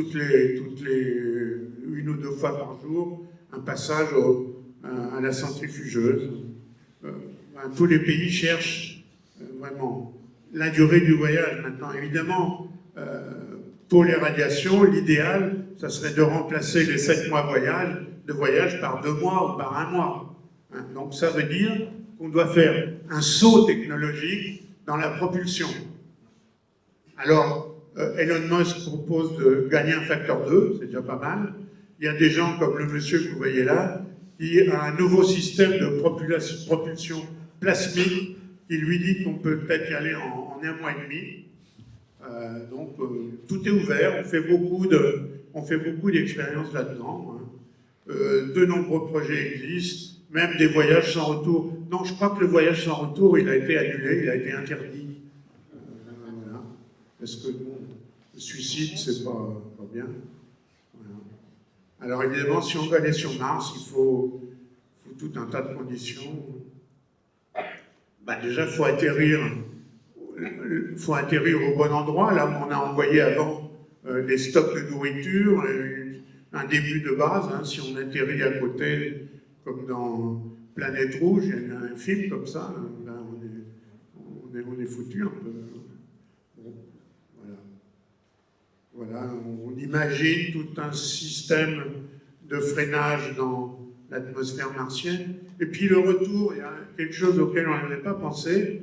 Il faut une puissante fusée pour repartir de Mars vers la Terre. Et on va arriver avec une vitesse qu'on n'a jamais connue, 15 km par seconde. 15 km par seconde, vous ne pouvez pas rentrer dans l'atmosphère avec cette vitesse-là, vous allez cramer. Il faut faire plusieurs d'assistance gravitationnelle entre la Terre et la Lune avant de pouvoir se poser. Il faut perdre de la vitesse. Bon, on rêve un peu, mais ce sont des problèmes techniques qui existent. Alors, est-ce que c'est l'utopie? Ça restera sûrement un rêve, mais certains rêves deviennent réalité. On va revivre une époque formidable. J'espère qu'on la vivra ensemble. Merci de votre attention.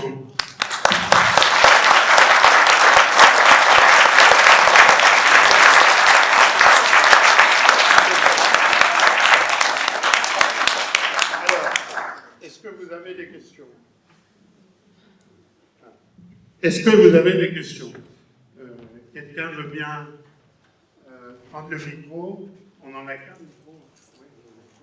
Il n'y a pas un autre micro? Non.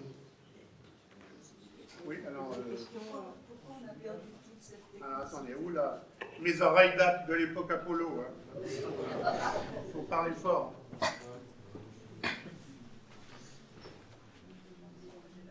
Il y a un autre micro, si vous voulez. Pourquoi on a perdu toute cette technicité? Oula, là, parlez plus fort dans le micro, plus près. Oui.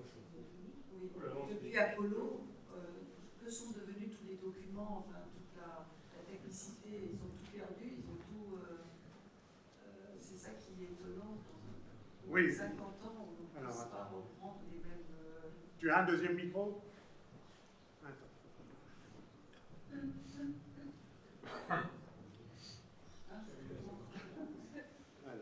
Oui, je me demandais pour la technicité, comment ça se fait que tout a disparu? Oui, alors depuis Apollo, Oui. les documents, déjà à l'époque d'Apollo, c'était pas informatisé. Hein, c'était ce qu'on appelle les blueprints, c'était les bleus, les tirages bleus à l'ammoniac, c'est fini, c'est parti.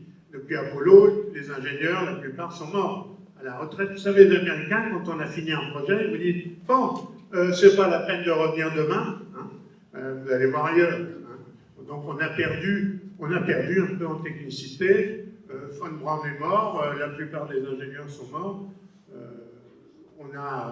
On a récupéré que ce qui existait de dur, comme le VAB, le grand building, le gros instrument qui transportait les fusées, et voilà.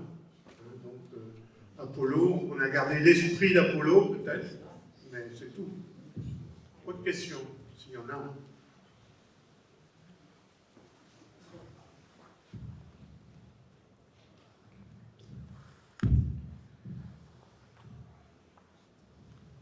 Bonjour, très bonne conférence. En ce qui concerne la propulsion à partir de la Terre, donc, la NASA va utiliser encore des boosters, donc des pompes à poudre, mais qu'est-ce qu'utilise finalement SpaceX? Il n'utilise que du mélange méthane-oxygène liquide, ou est-ce qu'il utilise autre chose justement pour... J'entends pas bien, c'est pareil où? La NASA va toujours utiliser les boosters à poudre.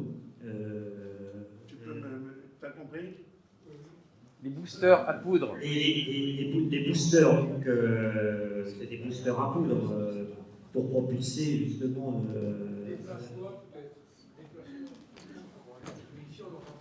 J'ai pas tout entendu. J'ai entendu NASA. Oui, la NASA pour propulser ses fusées utilise des boosters, donc des boosters à poudre, hein, c'est ça. Mais le SpaceX ne va pas du tout utiliser ça, il n'utilise que du mélange méthane-oxygène liquide. Écoutez, est-ce que tu as compris la question? Moi, je n'ai pas bien entendu.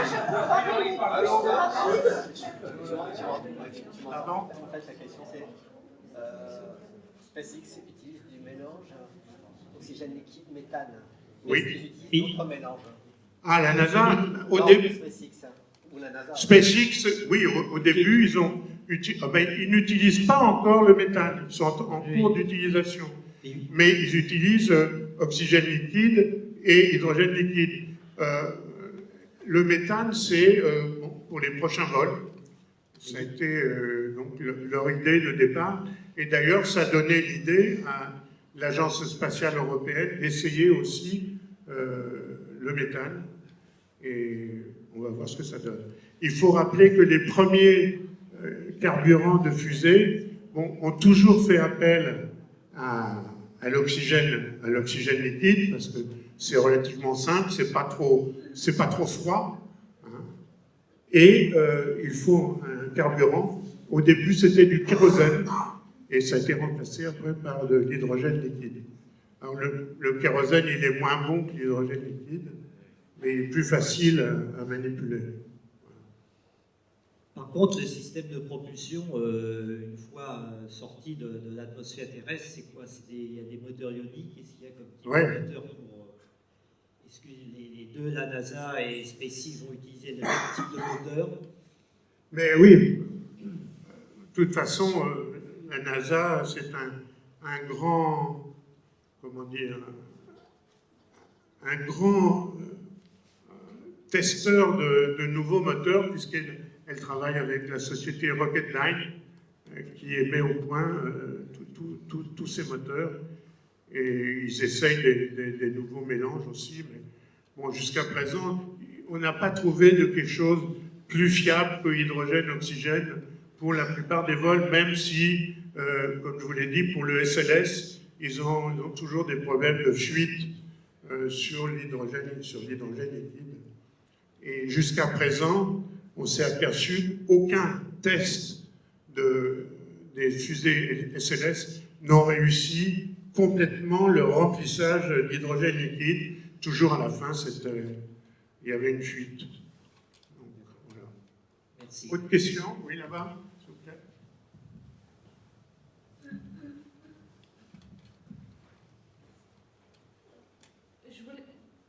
Bonsoir. Je voulais savoir si vous savez si l'ESA peut prendre plus d'importance dans justement la conquête de la Lune, surtout sur ce projet Artemis. Vous avez montré que sur le satellite lunaire, elle participait à la construction de modules. Est-ce qu'elle peut participer un peu plus au niveau, par exemple, de la fusée ou de la capsule, des astronautes, surtout à ce niveau-là? Des satellites autour de la Terre, vous voulez dire? Elle demande si l'Europe, l'ESA, pourrait intervenir plus que pour les modules. Ah bah, oui. Moi, c'est mon rêve. Hein, moi. Mais il se trouve qu'il y a 25 ans, on avait mis au point un avion spatial qui s'appelait Hermès, qui devait emmener des astronautes dans l'espace et qu'on a abandonné faute d'argent. Le problème, c'est l'argent. Mon grand regret, c'est que l'Agence spatiale européenne n'ait pas la possibilité d'envoyer lui-même des astronautes dans l'espace. C'est un choix politique qu'on a fait. On achète une place auprès des Américains parce qu'on fournit du matériel sur les missions américaines. Donc, et c'est triste parce que je pense qu'on a la technologie pour faire ça, mais c'est un choix politique. Vous savez, l'ESA, c'est un peu comme l'Europe. Hein. C'est doit être une vingtaine de pays qui se mettent autour d'une table et il faut que tout le monde soit d'accord. Bon, et quand il faut débourser des sous, ça ne marche pas toujours. Ça coûte très cher d'envoyer des gens dans l'espace parce qu'il faut une sécurité maximum. Et c'est la sécurité qu'on paye. Donc on a préféré acheter des billets auprès des Américains. On fournit, par exemple, quand on fournit pour le module avec la capsule Orion, eh bien on a le droit, je crois, à 3 astronautes européens qui iront sur la Lune pendant la période. Donc 3 astronautes. C'est mieux que rien. Alors je sais que c'est dommage, hein, parce que les Chinois vont y aller, les Indiens vont y aller, les Japonais vont y aller. Eh bien, nous, on n'ira pas directement. Vous avez aussi, lors de votre conférence, évoqué le problème de budget. Parlez plus fort, j'entends pas. Vous avez aussi évoqué le problème de budget pour envoyer des hommes sur la Lune. Est-ce que vous pensez, bon, c'est encore très politique, mais j'aimerais votre avis, est-ce que vous pensez que si tous les pays arrivent à s'entendre, pouvoir faire un budget commun, une mission commune pour la Lune et plus tard Mars? Je ne sais pas, je ne peux pas vous dire. Je ne sais pas. Il faut espérer qu'un jour, on aura des hommes politiques qui auront un background scientifique. C'est André Braic qui disait « Mais pourquoi on n'élit pas un président qui a fait des études scientifiques ?» C'est vrai. Ça changerait beaucoup le monde. Bon, oui. Une petite question de détail. La pointe sur les fusées qui transportent des hommes, c'est quoi sa fonction? C'est la tour de sauvetage. Et en fait, c'est-à-dire, C'est-à-dire, si ça se passe mal au décollage, il y a 2 fusées qui s'éclenchent et qui éjectent la capsule et qui l'amènent à 10 km plus loin. C'est la tour de sauvetage. Ah, d'accord. Comme pour Apollo. Voilà. Et en fait, l'espèce de module qui est derrière Les astronautes oui, derrière leur combinaison, ils sont censés pouvoir rentrer dedans, je n'ai pas bien compris. Non, ils s'accrochent par-dessus après. Pour les Américains. Pour les Russes, on rentre dedans. Les Américains, c'est un module séparé. Une fois qu'ils sont habillés, on leur met ça par-dessus. Et la fonction, c'est pour la propulsion ou pour Non, c'est pour, respirer, avoir de l'eau, et c'est surtout pour faire la régulation thermique. Parce que sur la Lune, c'est moins 120, plus 120. Il faut absolument réguler la température. Et c'est un circuit d'eau qui traverse tout le corps des astronautes. Donc ça fonctionne, c'est prévu pour fonctionner, c'est pas un truc juste de secours. Ah oui, non, c'est prévu pour fonctionner une dizaine d'heures, quelque chose comme ça, à peu près. Et il y a toujours une heure de secours. Vous avez peut-être remarqué, quand on fait des sorties extravéhiculaires sur l'ISS, des fois, ils sortent pendant 7 heures d'affilée. Ils sont épuisés. Il y a un grand problème, c'est que ça a l'air idiot, mais on ne peut pas se gratter le nez. Évidemment, quand vous avez un scaphandre comme ça, et on ne peut pas s'essuyer quand on transpire. Et il se trouve qu'on transpire beaucoup. Donc des fois, vous avez plein de sueur qui vous coule sur le visage. Et par expérience, les astronautes, c'est très désagréable pour eux. Mais bon, c'est comme ça. On fera certainement des progrès dans le futur là-dessus. Oui. J'ai une petite question en termes de le fameux point de Lagrange là qui Oui. sert à mettre. C'est quoi sa propriété Le point de Lagrange. En termes de résultats pratiques? Oui, non, c'est important. C'est très important parce qu'il y a beaucoup de satellites qui sont positionnés au point de Lagrange, par exemple, du système Terre-Lune. Il se trouve que si vous avez un corps, vous avez la Terre, la Lune, et puis un petit satellite, n'importe où. Et si vous étudiez toutes les orbites possibles de ce satellite dans le système Terre, Lune, ce satellite, ou Terre, Soleil, peu importe, on s'aperçoit qu'il y a 5 points importants sur cette orbite qui sont à peu près stables. Il y en a 2 qui sont parfaitement stables, c'est-à-dire si vous mettez votre satellite à cet endroit-là, il ne bougera jamais. C'est-à-dire, s'il se dévie pour une raison ou pour une autre, il va revenir à sa position. Et les autres aussi, d'ailleurs, les 3 autres points, ils sont un peu moins stables, mais c'est pareil. Ce sont des points où on peut faire des économies d'énergie, des produits chimiques qui vont propulser le satellite pour le faire garder sa bonne position. Et ce sont ce qu'on appelait ça a été trouvé dans les années 1800 par un certain monsieur Lagrange, et ça s'appelle les points de Lagrange. Alors il se trouve que ces 5 points tournent en même temps que la Terre. C'est-à-dire, par rapport à la Terre, ils sont fixes.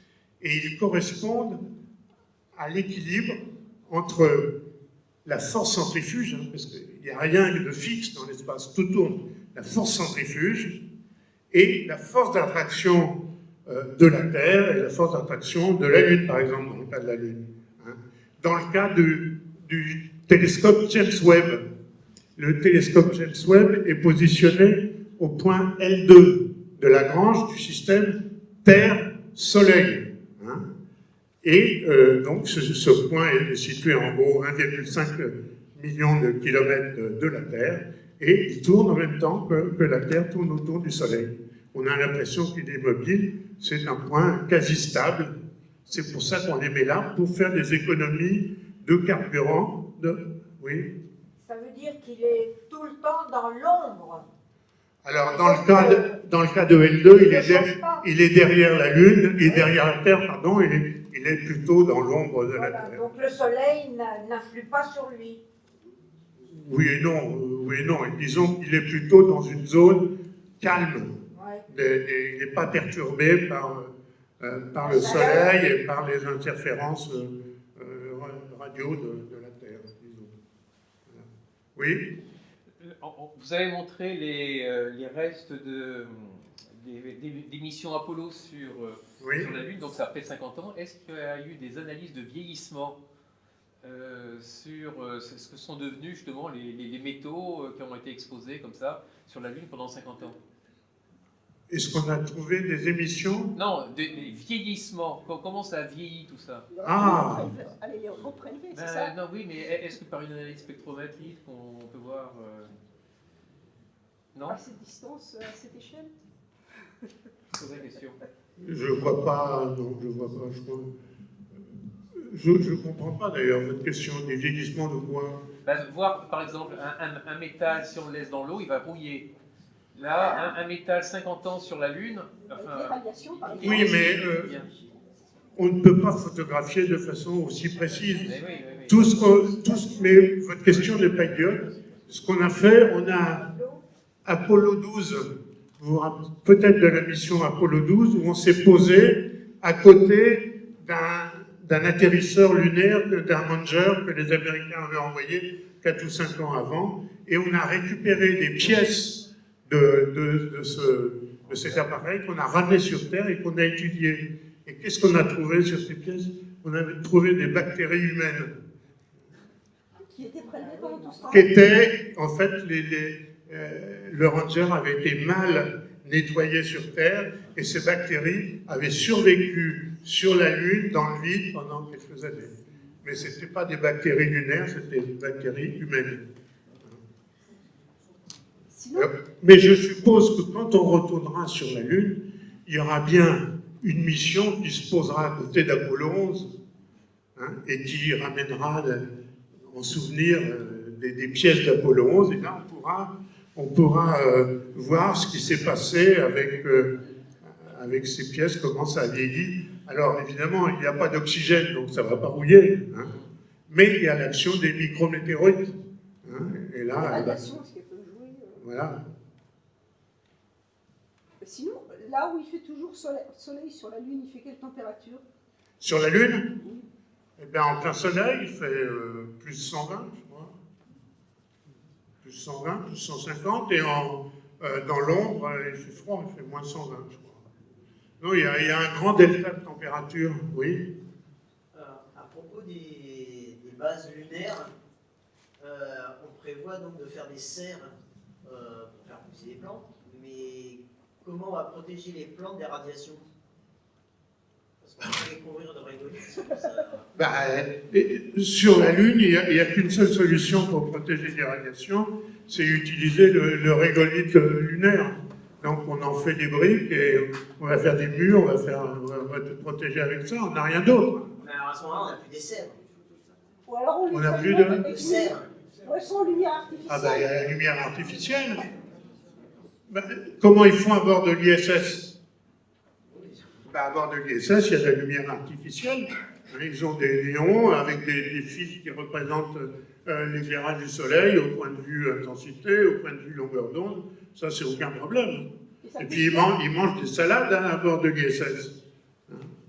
Ils font pousser leurs salades.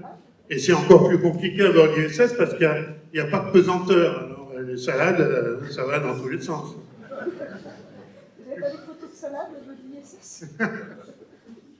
Donc ça, c'est pas notre problème, c'est quand même pour les hommes, pour les êtres humains qui vont rester quand même plusieurs semaines, si ce n'est plusieurs mois sur la Lune. Ils vont revenir peut-être un peu...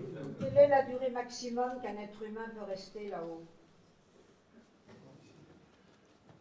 Ça dépend si j'ai protégé ou pas. Disons, les astronautes, actuellement, les astronautes qui sont à bord de l'ISS, une fois qu'ils ont été 6 mois à bord, on leur déconseille de faire un deuxième séjour. On leur dit un deuxième séjour, c'est limite. Ils ont 1 an à bord et il ne faut plus retourner dans l'espace. ils ont atteint leur limite. Pourtant, Jean-Pierre Heinrey est resté, c'est lui qui a fait le plus long. Non. Et M. Pesquet? Non, il n'a pas fait un séjour très long. Il a resté 15 jours, je crois. Oh non, Non. Très longtemps, C'est le plus long, c'est un Russe, Polyakov, je crois, Sergueï, je ne sais pas comment il s'appelle. Il est resté presque plus d'1 an en orbite à bord de la station Mir, mais à cause, c'est au moment où l'URSS a disparu, il est parti citoyen soviétique, et quand il est retourné sur Terre, il était russe. Il a changé de nationalité en un voyage à bord de l'ISS. C'était un gars super, d'ailleurs, il était très calé, d'ailleurs, il est retourné à bord de l'ISS, et c'est lui qui a fait la première expédition sur l'ISS, c'est lui qui a mis la lumière à bord de l'ISS, qui a tourné le bouton lorsqu'on a construit l'ISS, et il a eu l'honneur d'ouvrir l'ISS aux gens humains.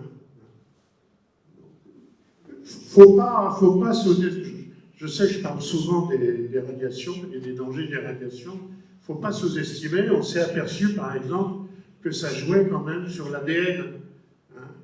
Vous savez, à bord de l'ISS, on a fait l'expérience des 2 jumeaux. Il y avait 2 jumeaux astronautes, les frères Scott.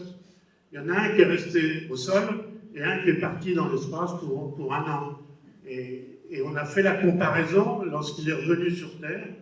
Il y a eu une modification de l'ADN de celui qui était dans l'espace. Il y a eu des modifications au niveau des yeux. Bon, je ne parle pas des os, etc. Ça, c'est classique. Donc, il y a des modifications à ce niveau-là. Donc, il faut faire attention. On trouvera certaines solutions. Les radiations solaires, on peut mettre des pavés à base de corps organiques ou d'hydrogène, par exemple de l'eau. On va amener certainement de l'eau à bord des stations. Il suffit de se planquer dans la réserve d'eau, déjà le jour où il y a des éruptions un peu importantes. Mais bon, il y aura des victimes, il ne faut pas oublier, ça, il ne faut pas se voiler la face, il y aura des victimes parce que les radiations cosmiques galactiques, c'est dur, c'est méchant. Voilà. Mais bon, il y a des gens qui sont prêts à tout. Même les gens qui voulaient partir sur Mars sans billet de retour. Pourquoi pas? Bon, je ne veux pas vous fatiguer. Vous avez d'autres questions? Oui. Juste pour compléter ce que vous avez dit tout à l'heure, cette semaine a eu lieu le premier tir à feu du moteur LOX-méthane européen, oui. Pas très loin de chez nous, puisque ça s'est passé sur le site de Vernon. Oui, à Vernon. Un moteur qui a fonctionné pendant 45 secondes, avec la particularité qu'il est fabriqué presque exclusivement en impression 3D, métallique. Donc ça, c'était pour apporter un élément de réponse à une question qui a été posée. Deuxième élément de réponse, par rapport à l'Europe et le spatial, comme vous le disiez, c'est une question de budget. L'Europe serait tout à fait à même de pouvoir faire la même chose que les Américains. Et ça voudrait dire que tous nos impôts, ils augmentent largement. Je suis persuadé que tout le monde accepterait de voir ses impôts augmenter largement. Et le dernier point, il y a une semaine aussi, a été dévoilé par Ariane Group les projets SUSI, donc de capsules habitées, oui. Qui, à terme, pourraient se monter sur Ariane 6 et permettrait à l'Europe d'avoir un accès à l'espace comme les Américains et les Chinois et les Indiens. Oui, espérons, ils nous ont fait le coup avec Hermès. Alors... Comme vous l'avez dit, ça a été un choix politique dans les années 90 oui. D'arrêter le projet. Aujourd'hui, il est relancé. Comme vous l'avez dit, c'est pour l'intérêt de la Lune et les ressources que les gens sont à même de pouvoir trouver sur la Lune. Bon, j'espère que vous avez raison et que ça se produira parce qu'il n'est pas normal qu'une grande nation comme l'Europe n'ait pas ses propres astronautes pouvant être lancés à partir de fusées européennes. Bon, ça me choque un peu, mais on verra. L'arrêt d'Hermès, je crois que ça vient de la réunification de l'Allemagne. C'est-à-dire que c'était le budget de la réunification. Oui. Les Allemands ont dit... c'est un problème de fric au début, oui, je suis d'accord. Oui. C'est tombé au même moment à ce moment-là. Ah oui, c'est bien. Bon, tu as une question? Oui. Ma question, ça a coûté beaucoup d'argent et en fait l'ISS, j'ai cru comprendre qu'elle devait s'arrêter. Alors, qu'est-ce qui va... l'ISS, qu'est-ce qui va se passer? Oui, alors l'ISS a coûté beaucoup d'argent. Le budget initial, c'était 500 millions de dollars. C'est rien. Bon, il est devenu quand même à 10 milliards de dollars. Bon, c'est pas énorme, hein, quand on pense que c'est quand même réparti sur plusieurs nations et plusieurs années. Mais il est prévu qu'elle puisse fonctionner, disons fonctionner, ça veut dire on va payer jusqu'en maximum 2030. Après, ils veulent la désorbiter et la faire brûler dans l'atmosphère. Je trouve que c'est scandaleux, un laboratoire orbital comme ça, de le faire brûler, c'est ridicule. Mais il y aura peut-être une autre échéance avant, puisque nos amis russes veulent, a priori, quitter l'ISS en 2024. Alors, aux dernières nouvelles, il semblerait qu'ils changeraient peut-être d'avis, hein, je ne sais pas pourquoi, ils changeraient peut-être d'avis, mais sinon, ils pensent, au début, ils voulaient quitter l'ISS en 2024, mais attendez, quitter l'ISS, ça veut dire couper la liaison entre la partie russe et la partie non russe de l'ISS et de la faire brûler dans l'atmosphère. Au début, ils avaient même dirigé contre Paris ou contre l'Ukraine, ils avaient dit. Enfin. Et donc, il y a toujours cette possibilité. Alors, on peut se dire, c'est pas grave, dans l'espace, s'il manque un morceau de l'ISS, ça change quand même le centre de gravité de l'ISS si on enlève la partie russe. Et il ne faut pas oublier que c'est la partie russe qui élève le niveau de la station 1 ou 2 fois par mois. Vous savez que même à 400 km d'altitude, il y a toujours de l'atmosphère, il y a toujours des molécules d'air, et l'ISS baisse en gros de 1 km par mois, 1 ou 2 km par mois. Donc il faut rattraper ça et la remonter, et c'est le but des moteurs qui sont sur la partie russe. Alors si la partie russe quitte l'ISS, il faudra trouver une solution pour mettre de nouveaux propulseurs à ce niveau-là. Mais je crois plutôt à l'intelligence des scientifiques, uniquement des scientifiques, et je pense que ça se résoudra de lui-même, et les Russes resteront à bord de l'ISS encore quelques années. Ça, je crois absolument. Beaucoup de personnes pensent que ça ne sert à rien, l'espace. C'est pas vrai, on apprend beaucoup de techniques et de technologies dans l'espace. À l'ISS aussi, on a fait des tas d'expériences à bord de l'ISS, on a appris des choses en médecine, c'est génial. Et ramener au budget de chacun d'entre nous, je crois qu'on avait calculé, c'est de l'ordre de quelques euros par an. Quelques euros par an pour l'espace. Bon, moi je suis d'accord. Alors vous allez me dire 1 euro par-ci, plus 1 euro ci, plus 1 euro, évidemment. Mais moi je suis un scientifique, alors évidemment je suis biaisé là, de ce côté-là. Voilà. Bon, je ne sais pas, vous en avez peut-être assez. Hein. On va peut-être arrêter là. Je vous donne rendez-vous le 26 novembre. Voilà. Je vous remercie beaucoup. Vous avez été formidable.